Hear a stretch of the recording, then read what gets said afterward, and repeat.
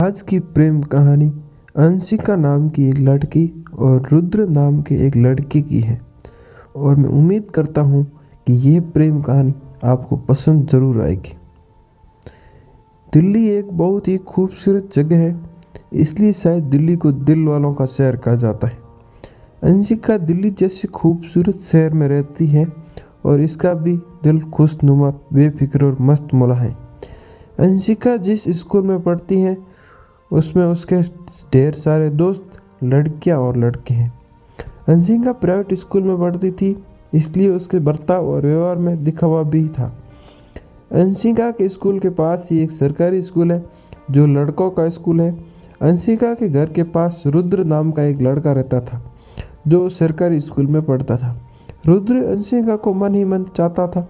उसका स्कूल आते जाते पीछा भी करता और सोचता कि कब अंशिका उसकी मन की बात समझ आएगी।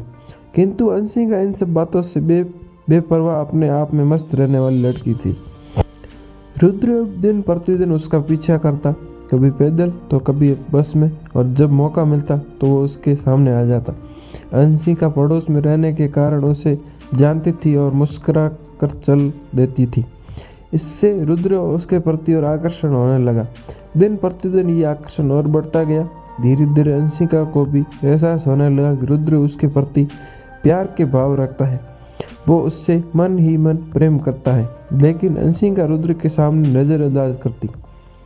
अंशिका ने रुद्र को काफ़ी समय तक नज़रअंदाज किया। धीरे धीरे अंशिका के मन में भी रुद्र ने घर बना लिया और वे कभी कभी एक साथ घूमने नजर आते, तो कभी आइसक्रीम खाते हुए और कभी पार्क में बैठे।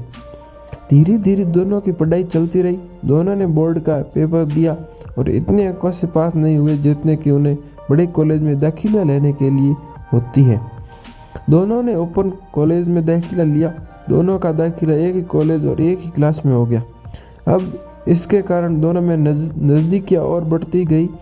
एक दिन की बात है, दोनों पार्क में बैठे हुए थे, तभी एक बच्चा उनके पास आया और गुलदस्ता बेच रहा था। वो बड़ी जिद करने लगा कि ये गुलदस्ता वो खरीद ले। काफ़ी समय बाद जब अंशिका ने गुलदस्ता खरीदने के लिए रुद्र को कहा, तो रुद्र ने झटपट वो गुलदस्ता खरीद लिया और लड़का अपने पैसे लेकर वहाँ से चला गया। काफ़ी समय बैठे बैठे दोनों में बात होती रही। बातें करते करते अचानक एक क्षण आता है जब रुद्र अचानक उठता है और अंशिका के कदमों में अपनी घुटने टेकर वो गुलदस्ता अंशिका के सामने बढ़ा देता है और भविष्य में उससे शादी करने का प्रस्ताव रहता है।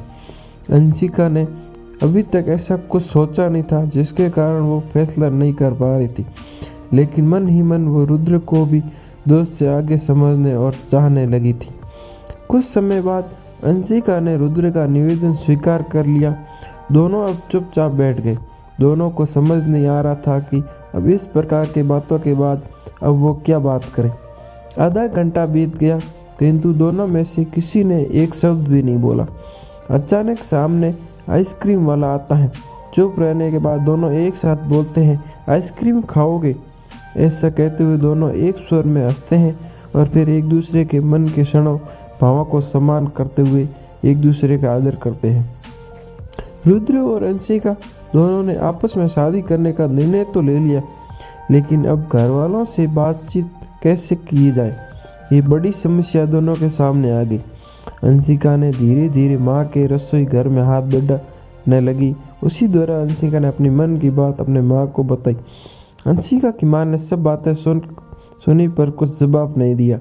इधर रुद्र की हालत अंशिका से भी ज़्यादा खराब थी। वो ये नहीं समझ पा रहा था कि अपने मन की बात माता पिता से कैसे कहे। रुद्र ने इसका एक तोड़ निकाला। उसका भाई हर्ष, जो प्राइवेट नौकरी करता था, उसके माध्यम से ये बात अपने माता पिता के सामने रखी गई। माता पिता पारंपरिक सोच वाले थे।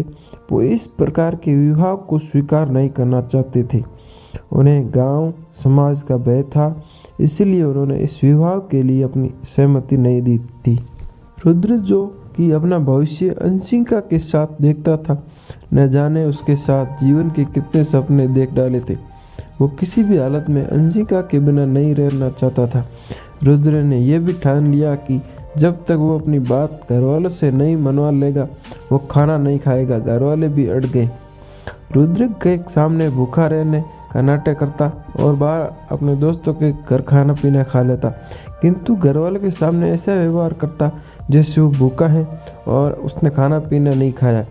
2 दिन बीत गए और रुद्र ने घर वालों के सामने खाना नहीं खाया। अब घर वालों को चिंता होने लगी वो कैसे इस मुसीबत से छुटकारा पाए। इसीलिए उसके घर वालों ने रुद्र की बातों को मानने की सहमति जताते हैं। रुद्र अब बहुत खुश था कि उसके घर वाले मान गए। समय और लगन देकर दोनों का विवाह करा गया।